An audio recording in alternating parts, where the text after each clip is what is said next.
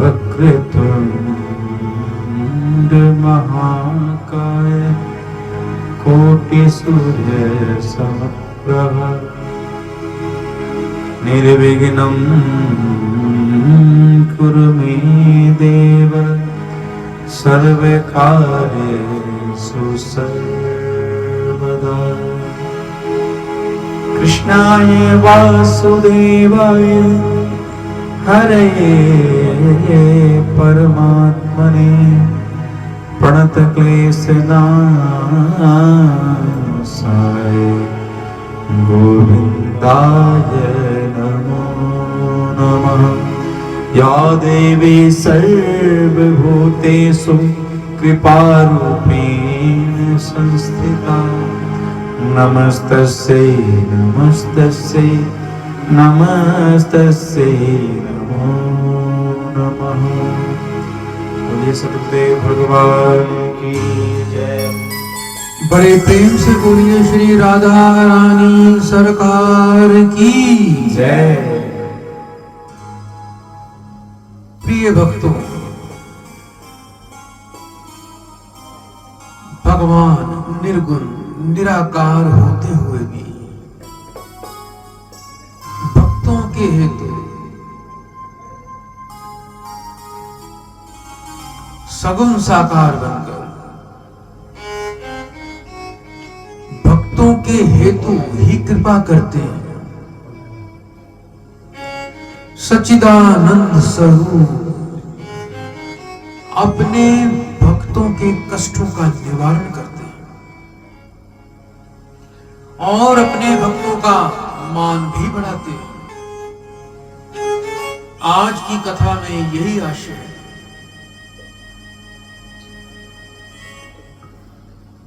नरसिंह भक्त को तो आप जानते ही होंगे। नरसिंह भक्त गुजरात प्रदेश के जूनागढ़ गांव के रहने वाले थे। उनके माता पिता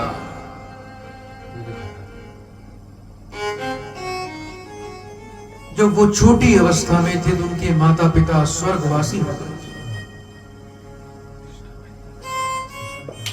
तब उनका पालन पोषण उनके भाई ने किया, भाभी ने किया, लेकिन वो उनसे मन से ज्यादा प्रेम लगन नहीं करते। एक दिन नरसिंह जी बाहर से घूमते हुए आए और आकर अपनी भाभी से उन्होंने जल मांगा।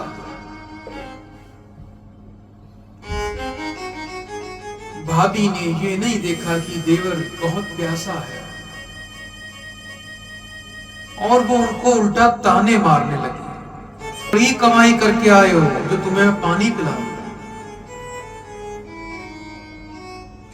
ऐसे भाभी के कटु वचन सुनकर के उनका मन कांप गया, उनको गहरी चोट लग गई, उनके मन में एक घाव हो गया और वो बिना कुछ कहे ही घर से बाहर आ गए।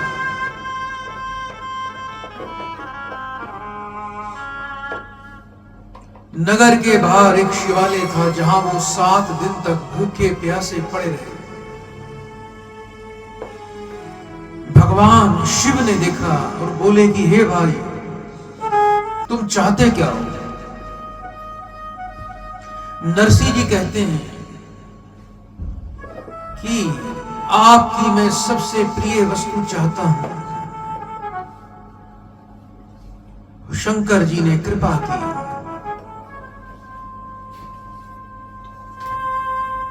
और रास राशेश्वर भगवान की रास की एक झांकी प्रदान कर दी। बस फिर क्या था, नरसिंह जी रास राशेश्वर जी के हो गए। रास राशेश्वर जो स्वयं भगवान श्री कृष्ण थे,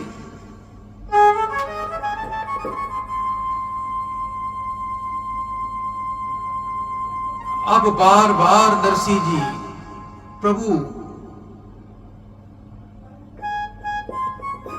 की रास लीला झांकी देखने को उत्सुक होने लगे, उनका मन करने लगा।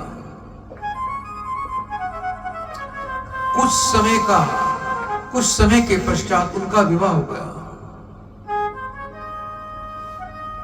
लेकिन भगवान के दर्शन की लालसा ने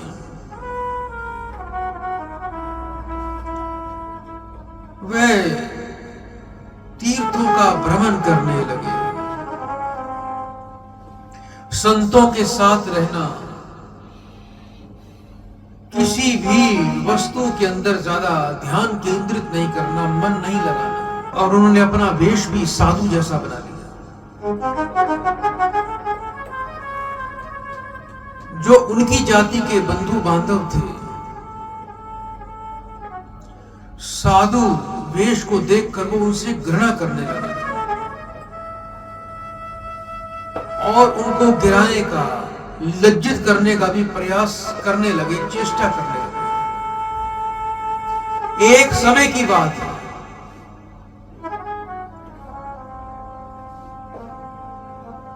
तीर्थाटन यानी तीर्थ यात्रा करते हुए कुछ संत गांव में पधारे।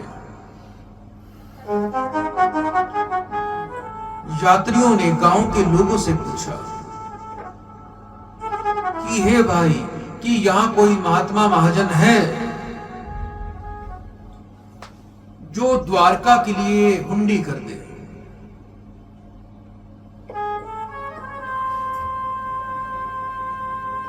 लोग नरसिंह जी से ईर्ष्या करते थे।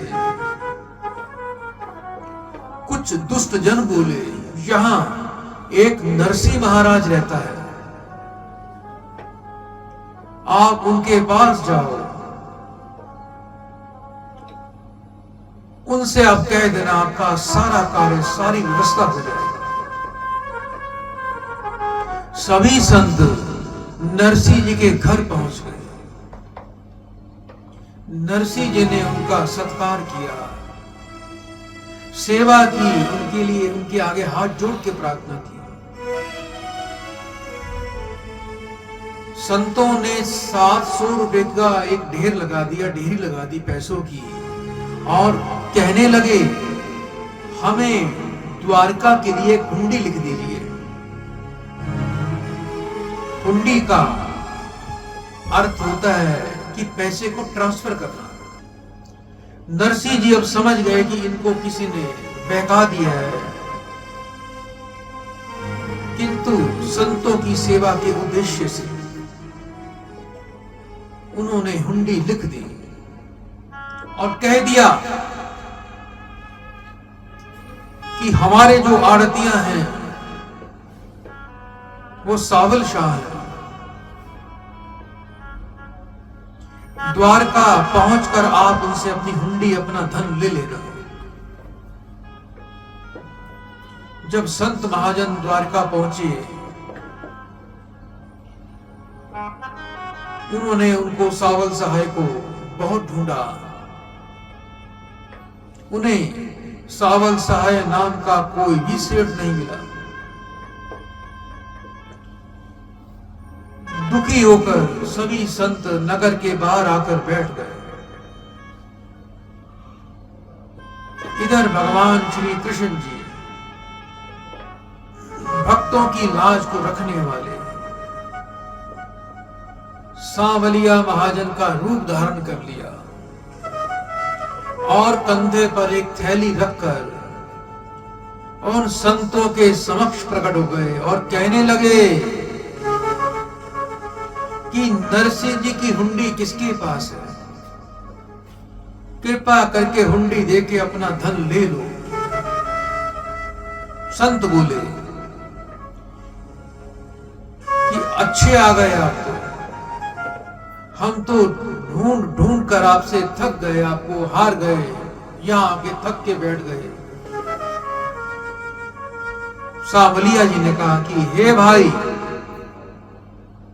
मैं बड़ा शर्मिंदा हूं, आपको रुपया मिलने में जो विलंब हुआ है उसके लिए मैं तुमसे क्षमा मांगता हूं। संतों ने नरसिंह जी को एक धन्यवाद पत्र लिखा। तो प्रिय भक्तों, इस प्रकार से सर्वेश्वर भगवान भक्तों के कार्य पूरे कर देते हैं, उनकी लाज रख लेते हैं और साकार रूप से भी कई बार प्रकट हो जाते हैं, हम उनको पहचान नहीं पाते हैं। हमारे जीवन में भी कई बार ऐसे व्यक्ति आ जाते हैं कि दुख संकट की घड़ी में वो परमात्मा के रूप होते हैं, हमारे कार्य बना देते हैं, हमारे संकट हर लेते हैं, हमारे दुख हर लेते हैं, हमें हिम्मत दे देते हैं। बड़े प्रेम से बोलिए श्री वृंदावन बांके बिहारी लाल की जय हो।